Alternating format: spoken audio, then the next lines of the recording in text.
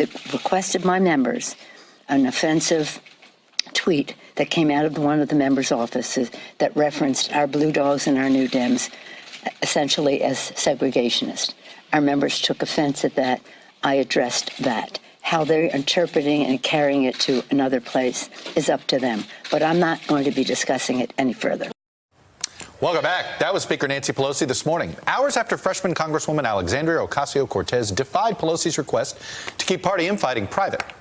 Ocasio-Cortez told the Washington Post, quote, "When these comments first started, I kind of thought that she was keeping the progressive flank at more of an arm's distance in order to protect more moderate members, which I understood. But the persistent singling out, it got to a point where it was just outright disrespectful, the explicit singling out of newly elected women of color." Now, AOC is referring specifically to 4 more progressive freshman congresswomen, colloquially known as the Squad. But the tension is causing controversy beyond the Speaker and those 4 members. According to one report, Democratic Congressman Lacey Clay said it is, quote, "unbelievable that AOC is, quote, using the race card." He's upset, by the way, because one of these Justice Democrats announced a primary challenge to Lacey Clay in his St. Louis seat. Kasie Hunt joins along with Sahil, Ruth, Betsy, and Carlos. So, Kasie,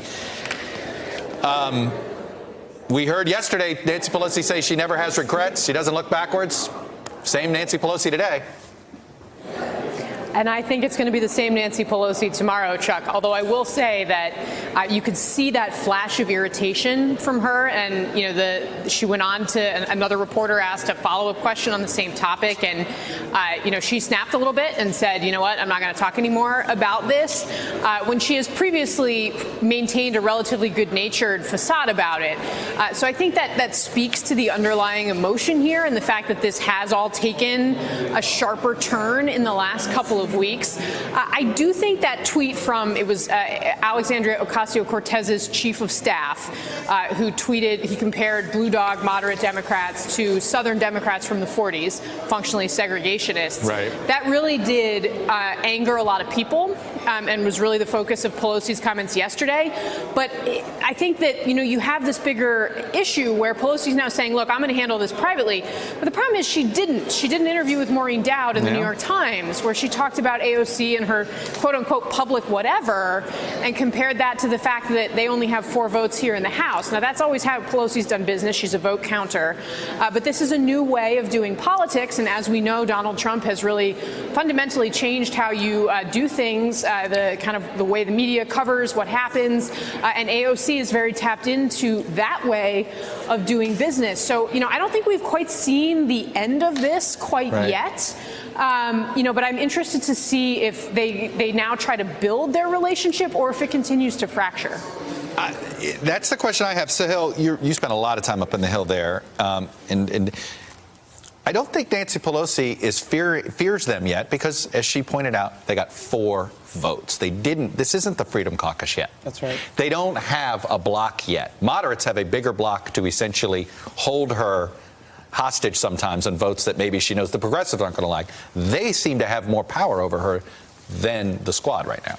Yeah, I mean, there's been a Cold War brewing between the Squad and Speaker Pelosi for a while now, and she is right that there are only 4 votes. She has pointed that out on numerous occasions, and I think what's going on here is that there is a frustration and an irritation among many Democrats, including new members, including moderate members, that these 4 new young women are getting a lot of the attention and kind of setting the conversation on the airwaves. But the reality is the median House Democrat is closer to the centrist wing of the caucus than the Squad, which is why Pelosi feels comfortable throwing shade to her left.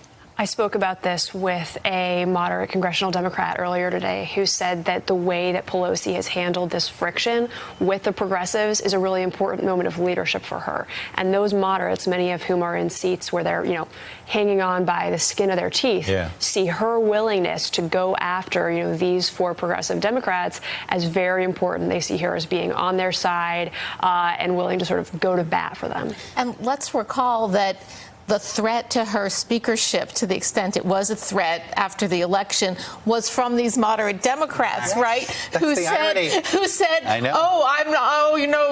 San Francisco liberal Nancy Pelosi, not really sure I can support her. She's the moderate holding up the who knew. This feels to me like the lioness kind of cuffing around the cubs, but sometimes the cubs get big enough to bite.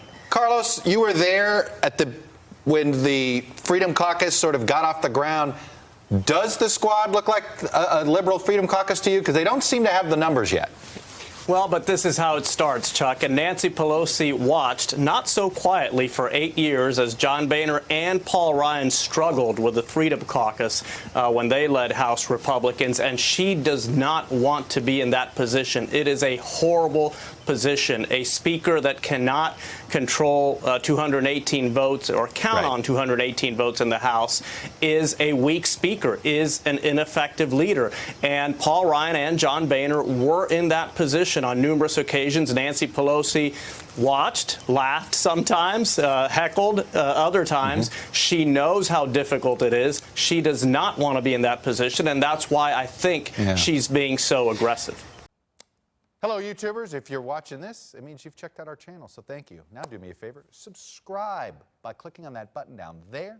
Click on any of the videos to watch the latest interviews and highlights from MTP Daily and MSNBC. You can get more Beat the Press content every morning in the First Read newsletter. If you're tired of content that you don't know anything about where it came from, you don't have to have that problem with us. NBC News, MSNBC, MTP, and the Meet the Press mindset right here for you on YouTube. Subscribe now.